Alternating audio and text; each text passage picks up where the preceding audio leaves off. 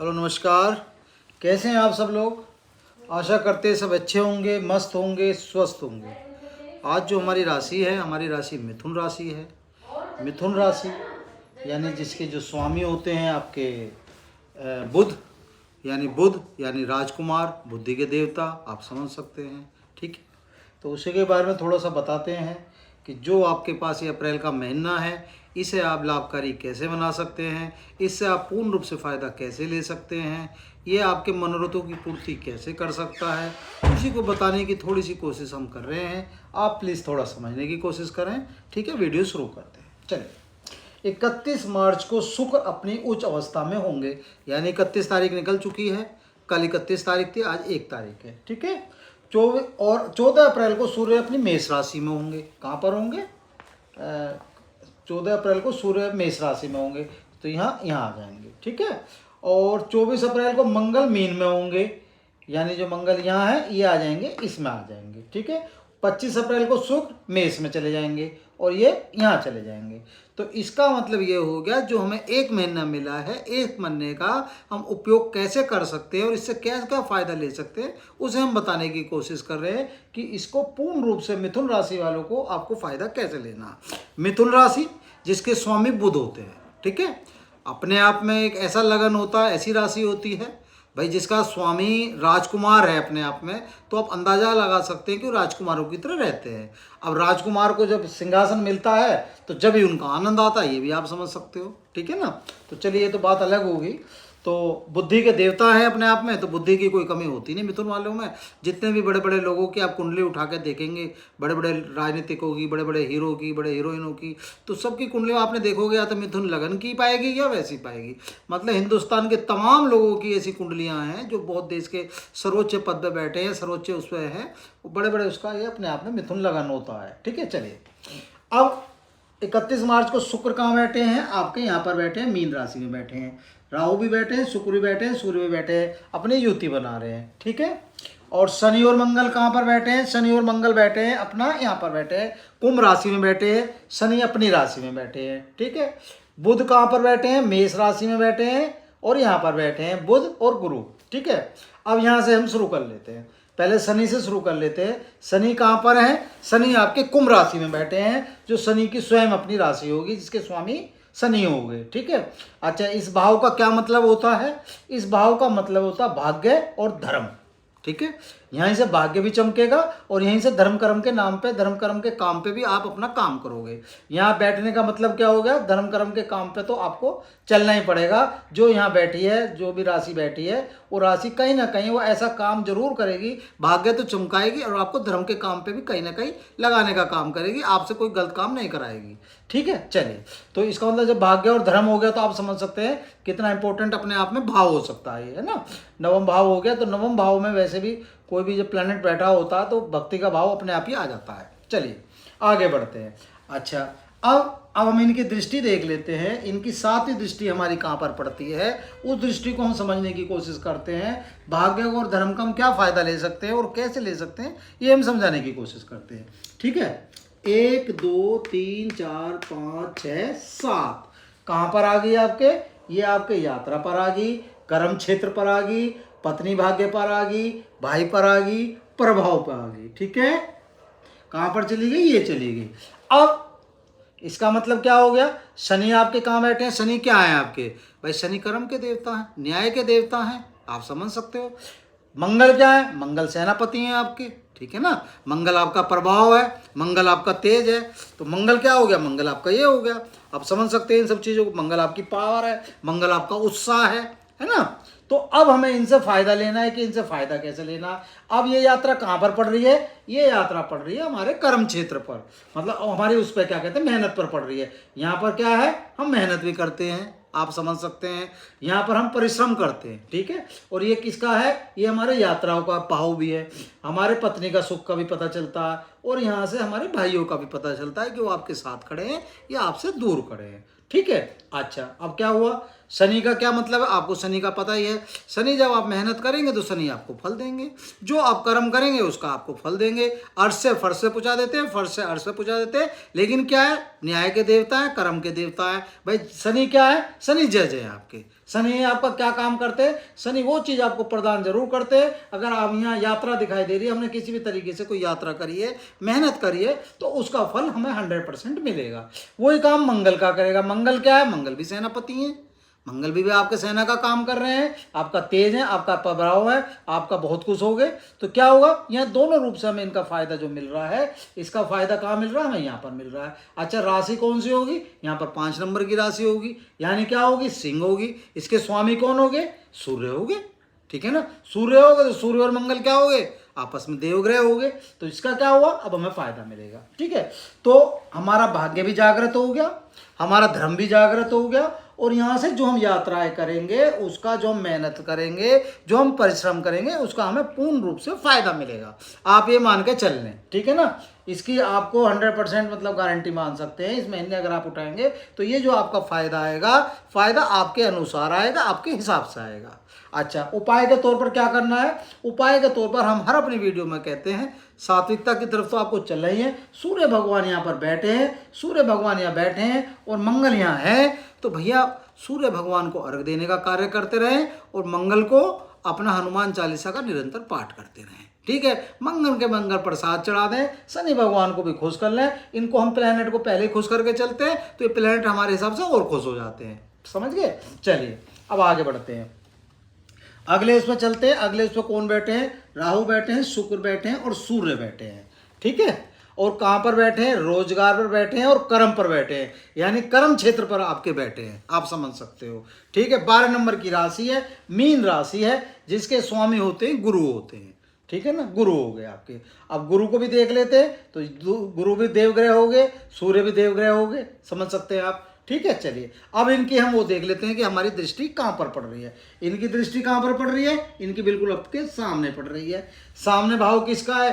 घर का है, गाड़ी का है, जमीन का है, परिवार का है, भौतिक सुखों का है, ठीक है ना। जितने भी सुखों की हम प्राप्ति लेते हैं, वो सुखों की प्राप्ति हमें कहाँ से होती है? हमारे जो हमें भौतिक सुखों की प्राप्ति होती है, जो जमीन जायदाद की प्राप्ति होती है, जो भी इन्वेस्टमेंट की प्राप्ति होती है, हमें इस भाव से होती है।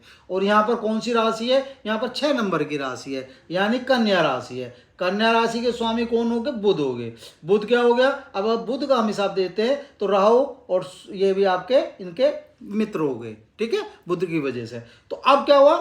अब हमारे जो भी कोई हमारे मनोरथ हैं ऐसे कि हम कोई इन्वेस्टमेंट करना चाह रहे हैं, हम कोई प्रॉपर्टी लेना चाह रहे हैं, हम कोई सामान लेना चाह रहे हैं, और जिससे हमारे घर में भौतिक सुखों की प्राप्ति हो सके, हमारे परिवार में सुख मिल सकें, और हम जो भी हमारे लग्जरियस या हमारी कंफर्ट्स की चीज़ें हैं, उन चीज़ों की हम पूर्ति कर सकें। तो क्या हुआ? जब ये सारी चीज़ें बैठी हैं तो हमें इनका सुख तो प्राप्त होना ही है, इनका तो हमें सुख प्राप्त होगा ना। ये सब चीज़ हमारे फेवर में आएंगी, फेवर में आएंगी। तो अगर हमारी कोई इच्छा है, हमने सपोज करो गाड़ी लेने का हम प्रोग्राम बना रहे हैं, तो थोड़ा सा प्रयास करा, हमारे घर में गाड़ी आ गई, हमें हो सकता है कोई तरक्की मिल जाए, ठीक है ना। क्योंकि लग्जरियस जितनी भी मिलती हैं इस भाव से मिलती हैं। जो भी लग्जरियस कैसे भाई, आप कोई भी लग्जरियस का जो भी सामान होता है, लग्जरियस से संबंधित जो भी चीज़ें होती हैं, जो आपकी सुख सुविधा की होती हैं, जिन्हें हम भौतिक सुख कहते हैं, वो हम इस भाव से प्राप्त करते हैं, समझ गए आप। तो आपको समझ में आ सकता है, जब ये सारी चीज़ें हमें मिलेंगी तो कहीं ना कहीं हमें ये सारी चीज़ें मिलेंगी। अच्छा, क्यों मिलेंगी? राहु क्या है? राहु छाया है, आपका मन है। शुक्र क्या है? शुक्र आपके लग्जरियस देवता है। भाई शुक्र क्या है? और शुक्र क्यों देंगे आप ये समझे। शुक्र अभी अपनी उच्च अवस्था में है, यानी 31 मार्च से शुक्र अपनी उच्च अवस्था में आ गए। जब अपनी उच्च अवस्था में आ गए तो शुक्र तो देने को बैठे हैं, और ये शुक्र का ही कॉलम है कि लग्जरियस कहाँ से मिलती है? हमें शुक्र से मिलती है। भाई गुरु आपके शुक्र से, शुक्राचार्य से मिलती है ना यहाँ पर। तो ये सारी चीज़ें हमें कहाँ मिल रही है? और इनकी सीधी दृष्टि आपकी यहाँ पर पड़ रही है। तो इन सब चीज़ों की जब हमें पूर्ति होगी, जब हमें प्राप्ति होगी, तो हमारे तो घर में अपने आप ही सुख आ गया ना, हमें सारी चीज़ें अच्छी मिल गई, समझ गए आप। अच्छा, अब हमें क्या करना है थोड़ा सा आप समझ के चले। तो इसलिए फिर वही सूर्य भगवान आ गए, तो सूर्य भगवान को खुश करने का काम करें। और राहु बैठे हैं, ये बैठे हैं, भोलेनाथ की थोड़ी सी कृपा अपना लेते रहें, भोलेनाथ को जल चढ़ाते रहें, तो ये सब चीज़ कंट्रोल में रहती है, ठीक है ना। और भैया हनुमान जी को कर लिया तो हनुमान जी सब कोई कंट्रोल कर लेते हैं, ऐसे मान के चलें आप। चलिए आगे चलते हैं, ठीक है। आगे कहाँ है? अब बैठे हैं बुध और गुरु। बुध क्या है? बुध आपके बुद्धि है, बुध क्या है? राजकुमार है, बुध क्या है? व्यापार है। और गुरु क्या है? गुरु आपका धन है। भाई धन को हम किससे देखते हैं? गुरु से देखते हैं ना। और गुरु कहाँ बैठे हैं? अब आप ये समझे भाव कहाँ पर है? लाभ का, आय का, इच्छा का और कामना का। हमारा जो भाव है, जो हमारा 11वां भाव है, 11 भाव में भाई कौन कौन बैठे हैं, यानी हमें बुद्धि मिल रही है यहाँ पर। तो हम सोचने का तरीका सोच सकते हैं अच्छा क्या है, लाभ भी ले सकते हैं, आय भी ले सकते हैं और इच्छाओं की पूर्ति भी कर सकते हैं। और दोनों चीज़ें पूर्ति हो रही है, हमारी आय तो हमें प्राप्त होगी। अच्छा, जब गुरु ही बैठे हैं आय में, तो आप समझ ले धन से हम क्या देखते हैं भाई? आय, भाई गुरु को देखते हैं। अच्छा, अब इनकी दृष्टि कहाँ पर पड़ रही है? दृष्टि समझे इनकी कहाँ पर पड़ रही है भैया? इनकी दृष्टि पड़ रही है आपके यहाँ पर पंचम भाव पर। पंचम भाव क्या है? पंचम भाव हमारा संतान का है, भाग्य का है, बुद्धि का है और बहुत सारी चीज़ें जो हमें यहाँ से प्राप्त होती हैं। तो अब क्या हो गया? अब हमें ये अपनी फैमिली कंट्रोल होती दिखाई दी, बच्चे कंट्रोल होते दिखाए। जब बुध का हमें साथ मिल रहा है तो आप समझ सकते हैं कि फैमिली पे क्या हल होगा। अच्छा, राशि कौन सी है? 7 नंबर की राशि है। 7 नंबर की राशि का मतलब क्या हो गया? तुला राशि है। तुला के कौन स्वामी होते हैं? शुक्र होते हैं। और शुक्र क्या है? अपनी उच्च अवस्था में है। जब शुक्र अपनी उच्च अवस्था में है और ये मित्र भी हो गए आपस में, तो भैया इसका भाव का फायदा और इस भाव का फायदा कितना आ गया कि हमारे सारे मनोरथों की पूर्ति हो गई। बुध की वजह से हमें बुद्धि भी मिली, गुरु की मिले हमें धन भी मिला, और ये जब हमारी आय भी आ गई, लाभ भी आ गया, हमारी इच्छाओं की पूर्ति होगी, हमारी कामनाओं की भी पूर्ति होगी। तो क्या हुआ? कहाँ पर पड़ रही है? हमारे सीधे यहाँ पर पड़ रही है। तो क्या हुआ? इसका असर कितना अच्छा आएगा आप समझ सकते हैं, ठीक है ना। इसका असर तो हमारी जिंदगी में अपने आप ही अच्छा आएगा। चलिए अब 8 नंबर को देख लेते हैं। 8 नंबर पे राशि कौन सी है? 8 नंबर पे राशि वृश्चिक है। वृश्चिक हो गई तो इसके स्वामी कौन हो गए? मंगल हो गए। ठीक है, मंगल हो गए तो मंगल हमें फायदा करने का कार्य कर ही रहे हैं। तो मंगल, ये भाव किसका है? ये आय आपका ऋण का हो गया, रोग का हो गया, शत्रु का हो गया। भाई जब ये सेनापति हमारे साथ बैठे हैं, हमारे फायदे में बैठे हैं, तो क्या होगा? हमें कहीं ना कहीं इन सब चीज़ों का फायदा मिलेगा। तो हम बीमारी से, शत्रु से, ऋण से भी बच जाएंगे। कोई दिक्कत नहीं है, हम लोगों को कहीं समस्या नहीं होती दिखाई दे रही है, ठीक है। अच्छा, 9 नंबर पे क्या है? 9 नंबर पे बैठे हैं आपके, क्या कहते हैं यहाँ पर, धनु बैठे हैं। तो धनु के कौन स्वामी हो गए? धनु के स्वामी आपके गुरु हो गए। गुरु का साथ हमें मिल ही रहा है, पहले ही गुरु का साथ मिल रहा है। तो क्या हो गया? जो हमारी फैमिली है, जो हमारी पत्नी है, हमारे पति से पत्नी को देख लिया, पत्नी ने पति को देख लिया, ठीक है ना, पार्टनर को देख लिया, व्यवसाय को देख लिया, यात्राओं को देख लिया। तो क्या हुआ? वे सब चीज़ें भी हमारी कहीं ना कहीं हमारे हित में आ गई। वे सब चीज़ें हमारे हित के हिसाब से चलेंगी और हमारे हिसाब से सब चीज़ सही चलेंगी, आप समझ सकते हैं, ठीक है। अब 10 नंबर पे मकर राशि आ गई। मकर के कौन हो गए? स्वामी शनि हो गए। शनि भी हमारे फेवरेबल में इस समय कहीं ना कहीं। तो फेवर में क्या हो गया?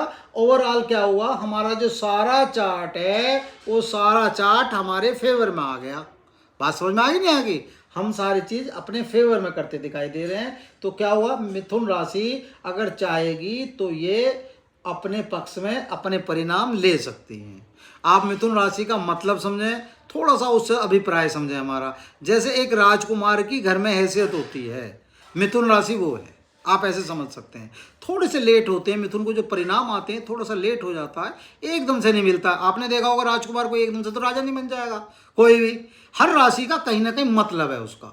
अगर मिथुन राशि के स्वामी बुध, आपका क्या कहते हैं, सॉरी क्या, ये बुध हो गए, तो बुध क्या है? बुध तो भाई राजकुमार है, आप समझ सकते हैं। तो राजकुमार तो राजकुमार ही होते हैं, ऐसे मान लीजिए आप, ठीक है। तो बुध व्यापार के भी हैं, अपना व्यापार को भी हम बुध से देखते हैं। तो अब क्या हुआ? ये हमारे इसमें सारी चीज़ें हमारे हिसाब से बहुत अच्छी आ गई हैं। उपाय के तौर पर हमें सिर्फ क्या करना है, एक तो हमें हनुमान चालीसा का हम अपनी हर वीडियो में कोशिश करते हैं कि आप लोगों को बता दें। हम हर वीडियो में इतना ब्रीफली लिखते हैं जिससे आप अपनी वीडियो, अपना चार्ट, अपनी राशि, अपनी कुंडली स्वयं समझने की कोशिश करें कि भाई हम सच बोल रहे हैं या हम झूठ बोल रहे हैं। हमारी कोशिश ये होती है कि हमारी वीडियो आपके दिल तक और आपके दिमाग तक पहुंचे। हम आपको किसी भी तरीके से समझा सकें कि इस भाव का ये मतलब होता है, इससे ये मायना होता है, और इस समय ये प्लैनेट यहाँ पर बैठा है।